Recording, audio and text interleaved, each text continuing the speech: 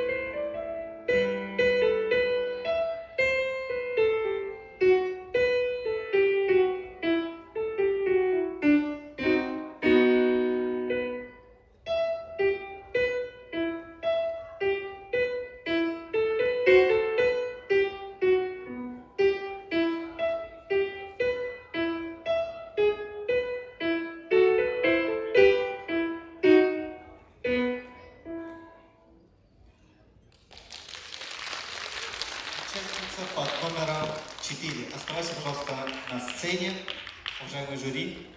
Здравствуйте, уважаемые Оставайся на Ева. сцене, оставайся здесь. По образу интересно исполнили, динамические оттенки были соблюдены, пожелания: нужно работать над развитием цепкости пальчиков. Ваше будущее очень перспективно. Желаю дальнейших творческих и конкурсных успехов. Спасибо большое. Мы провожаем нашу участницу под номером 4 и приглашаем на эту сцену участника под номером